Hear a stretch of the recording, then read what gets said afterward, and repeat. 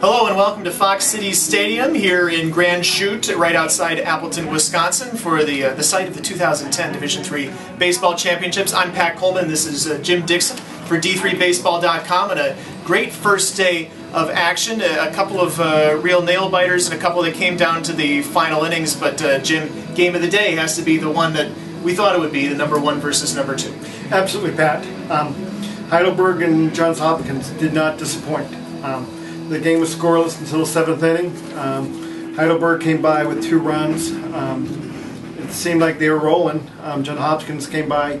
They got 2 doubles, run-scoring doubles, to tie the game, brought it tied into the ninth. And Heidelberg was able to put the run on the board. So it certainly was a great game. Both pitchers pitched well. There certainly was the hitting that one would expect on a day like this, but it certainly was the game of the day.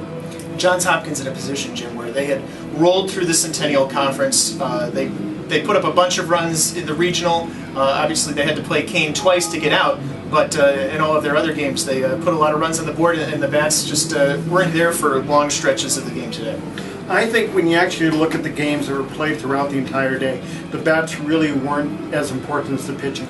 On day one, you have your top pitcher for every school going against each other. So what you expect to see is you expect to see good pitching and you expect to see good defense. And what we saw today was that pitching really dominated. Ethan Holt got the start, 6 1/3 innings of shutout ball, but it was Andy Lowe in relief getting the win. 2 2/3 innings of relief, although he gave up both the runs, and Heidelberg advances past Johns Hopkins 3-2. I would say, Jim, the other big game, of course, was the first one, especially considering how that game started. I don't think a lot of people saw the ending the way it came out. No, certainly when it got started, Stevens Point put 7 runs in the first 3 innings. And they were up 7-1, and Cortland looked out of it. Their pitcher was already out with a blister on his thumb. It looked like it was going to be another 2-0 for Cortland this year. But they regrouped. The relievers came in, did a fine job, kept the team in, and they kept scratching. Got a run here, got a run there, and got a big break in the 8th inning. A walk, a run-scoring triple, 4 more walks, brought them to within a run. And when you got to the 9th inning, you got Jason Simone extended his hitting streak to 19 games to get the tie, and then just one more single and it was over. The Red Dragons were cheering, going on to play in the winner's bracket.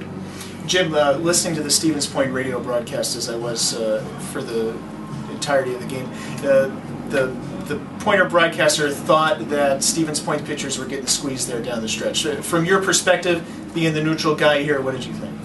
I think it was pretty fair on both sides. I think when you get ahead by a large amount, and the coaches touched on this in the press conference, that you start trying more to pitch down the middle. You're trying to get the batters out. You're going to let your defense work. And what happened is Cortland started hitting those pitches, and they started hitting where the defense wasn't. So they were able to make that time back, the runs back. So it's really credit to the Red Dragons to sit there and fight back on a day of adversity. Michael Mahay earns the win for SUNY-Cortland with 3 1/3 innings of shutout relief. Gave up 4 hits. SUNY-Cortland improves to 37-8-1, defeating Stevens Point 9-8. Second game of the day, maybe not notable in terms of the fact that it was a blowout, but we did get to witness an impressive pitching performance for Linfield. Absolutely. Ryan Larson was just on fire. No hit UMass Boston for 6 innings. Finally gave up a hit in the 7th. He pitched into the 8th. He only allowed 2 hits on the day. He was masterful. And on the other side, the offense just kept scoring. There was single after double. And you just couldn't keep the Wildcats off the field. You couldn't keep them off the scoreboard. On the other hand, UMass here for the first time, they're probably just seeing the stars, and they're just figuring out, now it's what are we going to do? And this always affects a new time team. First time to the championship, you always get a little starstruck, and I think that's one of the problems with UMass. They're going to come back and try to win another game, but it doesn't look good for the Beacons. Mass Boston against Wisconsin-Stevens Point in the first game here on Saturday morning. There was some talk on the message board this afternoon about the quality of teams that Linfield faced in the regional, a regional in which all 6 teams were ranked in the D3Baseball.com top 20, and Mass Boston coming into the tournament not ranked, and that kind of bore itself out a little bit today, the way they played against Linfield and vice versa. It really did. UMass Boston was on the longest winning streak of their school history.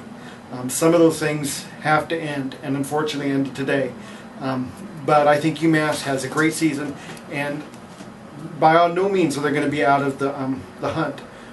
But they're playing a strong University of Wisconsin-Stevens Point team, which had a large crowd here. So the crowd's going to be behind the local team. So it doesn't look like UMass is going to be spending much more time here in Grand Chute, Wisconsin.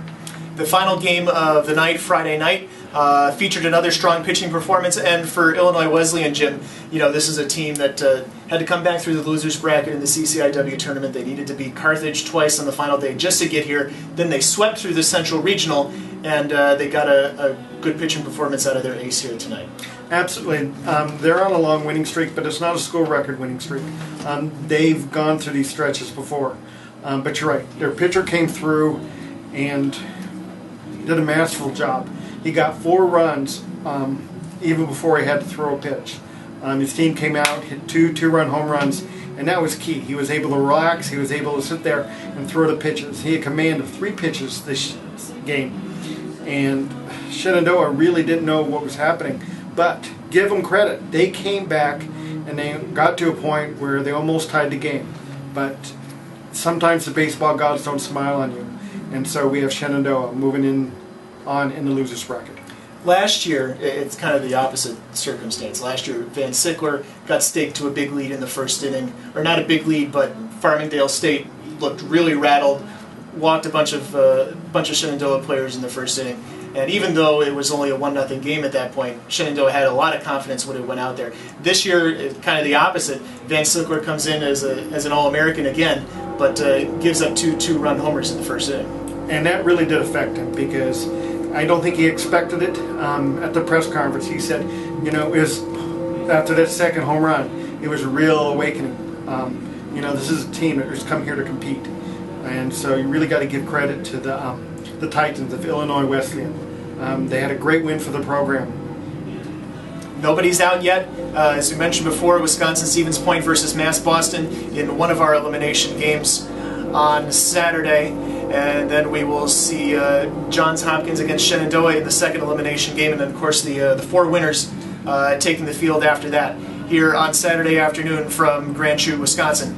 He's Jim Dixon. I'm Pat Coleman. Thanks, and stick around for more coverage from D3Baseball.com all weekend. Thanks.